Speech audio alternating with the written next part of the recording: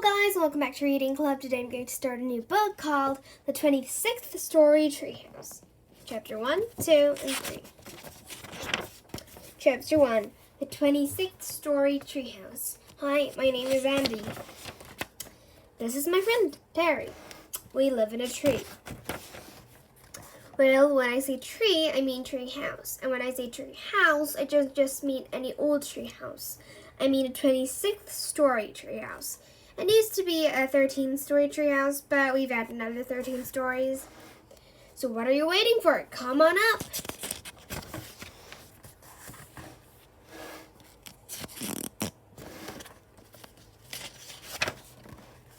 We've added a Dodgem car rank, smash, crash, a skate ramp with a crocodile pit hazard,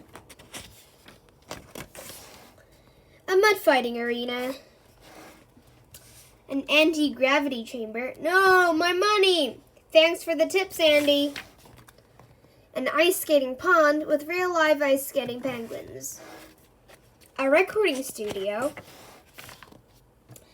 A mechanical bull called Kevin. Turn it off. Did you say turn it up? An ATM. That's an automatic tattoo machine, in case you didn't know. I love penguins. An ice cream parlor with 78 flavors run by an ice cream serving robot called Edward Scooperhands. And the Maze of Doom. A maze so complicated that nobody who has ever gone in has ever came out again. Help, I'm lost! Penguin Bros, where are you? Are you crazy? Hazard. Enter at own risk. Certain death ahead. Maze of Doom. Help! Stupid GPS.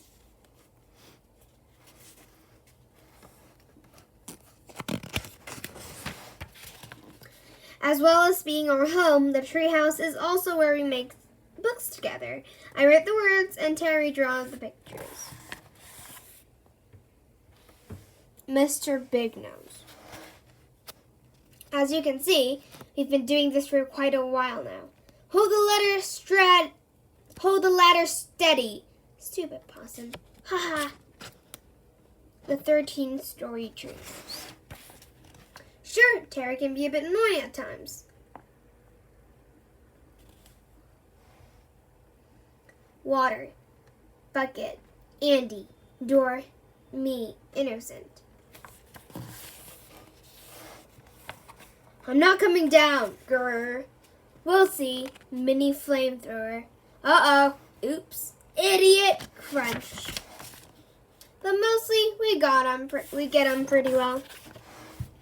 Chapter 2. The story of how we met. If you're like most of our readers, you're probably wondering how Terry and I met. Well, it's a long story, but it's a pretty exciting one, and it starts like this. Once upon a time, in a faraway land, there was a very big city. And in that very big city, there was a very tall tower. And at the top of that very tall tower, there was an apartment. And in that apartment, there lived a little boy who was very lonely. Ring, ring, ring, ring, ring, ring. Excuse me for a minute. That's our video phone. I better answer it. It's probably Mr. Big Nose, our publisher. Yep, I was right. It's Mr. Big Nose. Nobody else in the world has a nose that big. What took you so long? He says, I'm a busy man, you know. But it was only 6 rings, I say. Don't argue, he says. I'm a busy man. I don't have time to argue. How's the new book going? So far, so good, I said. I'm telling the story of how Terry and I met. Great idea, said Mr. Big Nose. How did you two clowns meet, anyway? Well, it's a long story, I say, but it's a pretty exciting one, and I don't have time to listen to long stories, said Mr. Big Nose. Save it for the book. Just make sure it's on my desk by next Friday. The screen goes blank. Friday? That's only next week. That doesn't leave much time. I better get moving. Now, where was I? Let me see. The faraway land, the very big city, the very small tower, the apartment, and the lonely little boy. Andy, says Terry, bursting into the kitchen. You've got a problem. What sort of problems? I say. The sharks are sick. What's the matter with them? They ate my underpants. Chapter 3.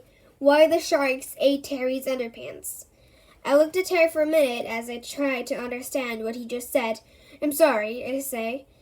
I must have misheard you. It sounded like you said the sharks ate your underpants. I did say that, says Terry. And now the sharks are really sick. They just lie on the bottom of the tank, not moving. But why did they eat your underpants, I say. I mean, how did they even get them? Well, he says, I came up with the idea of using the shark tank to wash my underpants. I dangled a dummy over the top of the water, and the sharks thought it was a real person, and were jumping all around trying to bite it.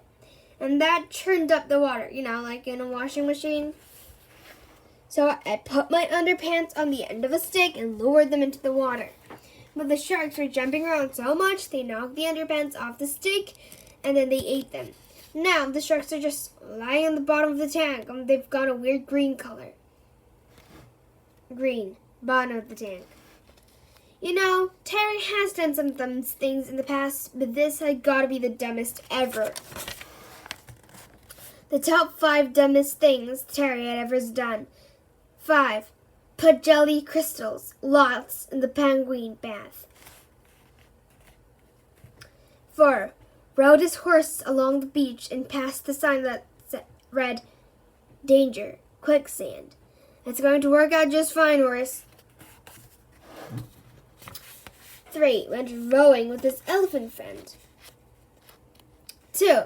Took his boa constrictor to a movie. Exit. 1. Tried to wash his underpants in the shark tank. What are we going to do, Andy? Says Terry. I'm not sure, I say. If only we knew somebody who loves animals and knows all about them and lives close by so they could get here in a hurry. Yeah, says Terry. Somebody like Jill. Yeah, I say. Somebody exactly like Jill. Hey, I know, says Terry. Why don't we call Jill? Great idea, I say. In case you don't know who Jill is, she's our neighbor. She lives just on the other side of the forest, and she loves animals and knows all about them. She's got 2 dogs, a goat, 3 horses, 4 goldfish, 1 cow, 6 rabbits, 2 guinea pigs, 1 camel, 1 donkey, and 13 flying cats. Terry leaps up. I'll call her on the video phone right now. But Jill doesn't have a video phone, I say. No problem, says Terry. I'll use my new super flexible, endlessly extendable titanium-coated talking tube instead.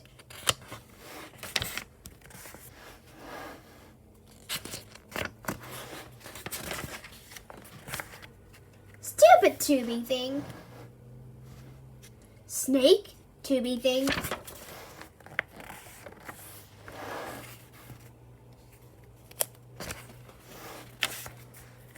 Hey, Jill, says Terry. Can you come over right away? I'm kind of busy right now, said Jill. I'm having a tea party with my canaries. Hey, Jill. But it's urgent, said Terry. The sharks are sick. What's wrong with them, says Jill. They ate my underpants, said Terry. Your underpants, says Jill. Oh no, how many pairs? 3, says Terry. I hope they were clean, says Jill. Well, no, says Terry. That's the thing. You see, I was trying to wash them. Oh no, says Jill. I'm on my way. Meet you at the shark tank. To the treehouse. Fast. Here she is now, says Terry.